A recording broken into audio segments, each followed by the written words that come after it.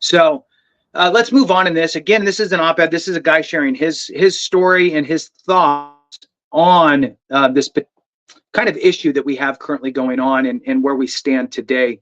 So moving on in the story, it says, as things currently stand, the VA is not able to take legal action against unaccredited claim sharks.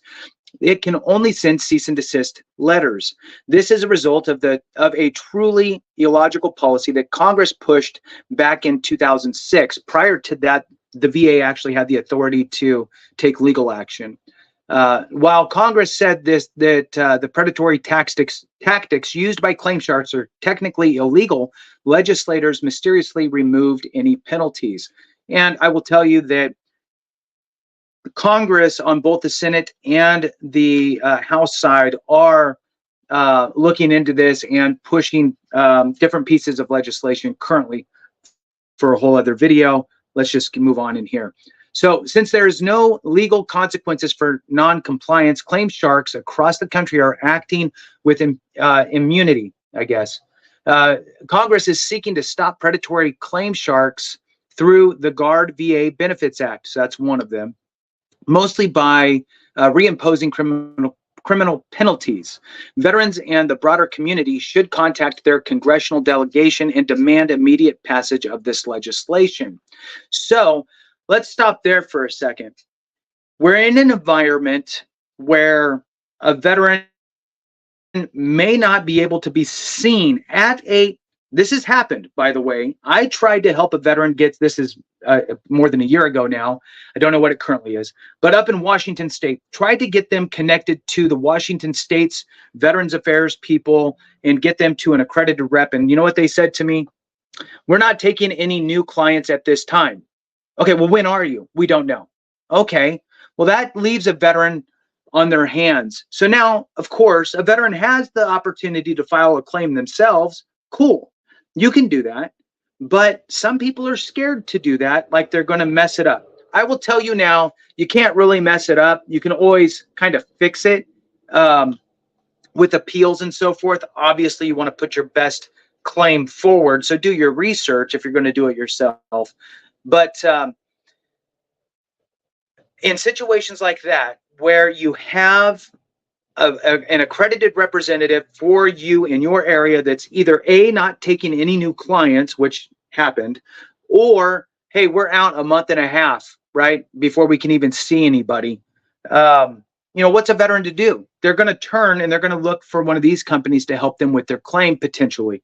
So do we think that just making it completely illegal is the right move? Because that's what's being called here, reimposing criminal penalties. So your thoughts, Randy, on that?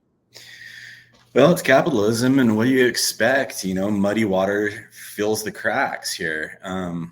So I'm gonna throw out an idea to everybody watching and to the both of you. And we'll start with a little bit of a vignette. Go back in time. Think about how much assistance you received when you were going into the military, how much effort the government put into onboarding you and getting you just to that first day where you raise your hand and you take the oath. Think of all the paperwork, think of the medical examinations, think about the skills testing, think about the interview, on and on and on and on, right? So the government went through a very substantial vetting process before they even let you in on day one to take the oath. We don't have a reverse recruiting process, as it were, for people leaving the military. The same care, the same dedication, the same, in-depth, paperwork drill is not occurring as people reverse the military life cycle and move into retirement or separation and on to civilian, civilian life. There's a bastardization of three huge government, bureaucracies. You've got the Department of Defense waving goodbye to you as you leave. You go through TAP, which is a Department of Labor program. And then you go into the Department of Veterans Affairs, ultimately, which is a third bureaucracy.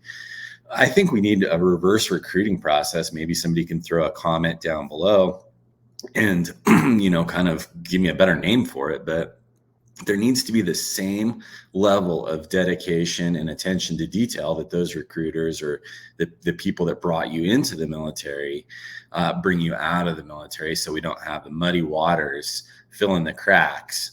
And by all means, if you have these conditions, you are entitled to this compensation, and you should be getting it from day one when you leave the military. Chris, I will pass it over to you for your thoughts. Muddy waters fill in the cracks. I like that one, dude. I'm gonna have to plagiarize the heck out of that one. Yeah, onboarding, offboarding. It's funny. Even in the civilian sector, you offboard with a much lighter thing, a much lighter process than you onboard people. And you give them the paycheck, and you at best case you have a exit interview, but generally speaking, you're doing most things quick and in a compliant way. But the bar really is relatively low, because now they're thinking about replacing that particular person or doing what they need to run a recruiting process, where we go through a lot more, process and planning. And so it doesn't surprise me that the military is that much different. What is different is it's not convoluted by three bureaucracies. Look, we know this is an issue, even on the consumerfinance.gov site. They've been posting things ever since last year about these coaches or consultants advertising their ability to assist you when they actually don't have the authority if they're not accredited.